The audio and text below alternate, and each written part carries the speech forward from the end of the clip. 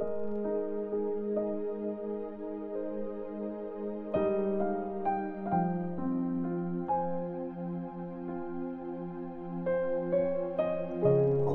chapter 4. Ang halimbawa ni Abraham.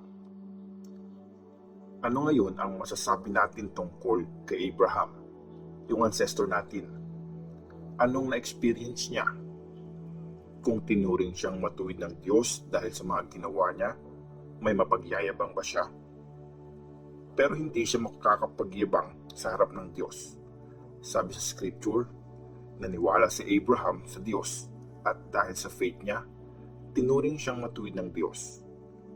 Sinuswelduhan ang isang taong nagtatrabaho at hindi yun regalo, bayad yun sa kanya. Pero yung mga taong hindi nakadepende sa gawa, kundi sa faith, naniniwala sila sa Diyos na nagsasabing wala ng kasalanan yung mga guilty. Ito yung faith nila na nagiging basihan ng Diyos para tanggapin niya sila. Ito yung ibig sabihin ni David nung sinabi niyang, "Blessed ang mga taong kinonsider ng Diyos na matuwid nang hindi dahil sa mga gawa nila." Sabi ni David, "Blessed ang mga taong pinatawad sa mga mali nilang ginawa, yung mga pinatawad sa mga kasalanan nila.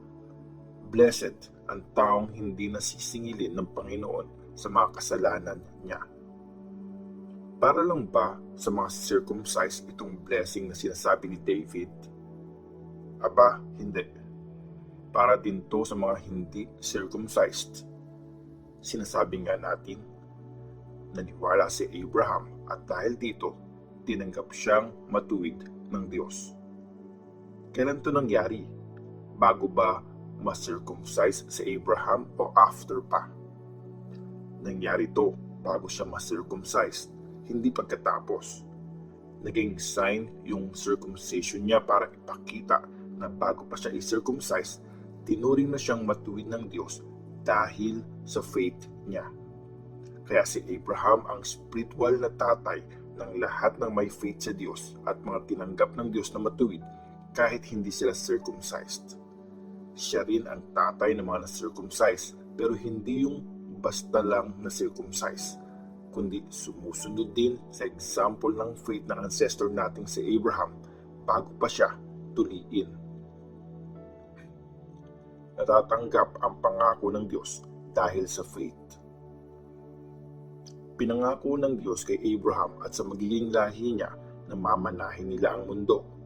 Sinabi niya to hindi dahil sinunod ni Abraham ang law, pero dahil nanalig siya at ginawa siyang matuwid ng Diyos. Kasi kung sa mga sumusunod sa law lang binibigay ng Diyos ang pangako niya, magiging walang kwenta ang faith at nagbabaliwala ang pangako ng Diyos. Nagagalit ang Diyos pag hindi nasusunod ang law niya, pero kung walang batas, wala ring paglabag sa batas. Kaya nga, sa faith nakadepende ang pangako para mapatunayan na nakabase sa kabaitan ng Diyos ang pangako para sa lahat ng anak ni Abraham. Hindi lang to para sa mga sumusunod sa law, para din to sa mga may paniniwala kagaya ng faith na pinakita ni Abraham. Kasi si Abraham ang spiritual na tatay nating lahat. Nakasulat nga sa scripture, "Ginawa kitang tatay ng maraming bansa." May bisa ang pangakong to kasi Diyos mismo ang nangako nito. Siya ang Diyos na pinaniwalaan ni Abraham. Ang Diyos na bumubuhay ng mga patay at nag-create ng mga bagay mula sa wala. Nanalig si Abraham at umasa kahit hopeless na at naging tatay siya ng maraming bansa. Ito ang nakasulat sa scripture. Magiging napakarami ng lahi mo. Halos 100 years old na siya noon, pero hindi nanghina ang faith niya. Kahit alam niyang halos patay na ang katawan niya at hindi kayang magbuntis ni Sarah. Hindi nawala ang faith niya at hindi siya nagduda sa pangako ng Diyos. Pinalakas siya ng faith niya at pinuri niya ang Diyos. Siguradong sigurado si Abraham na tutuparin ng Diyos ang pangako niya. Kaya dahil sa faith niya, tinuring siyang matuwid ng Diyos. Hindi lang para kay Abraham sinulat yung mga words na tinuring siyang matuwid.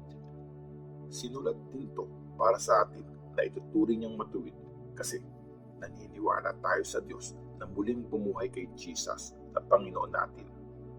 Dahil sa mga kasalanan natin, kaya siya pinapatay at pinuhay siya para gawin tayong matuwid sa harap ng Diyos.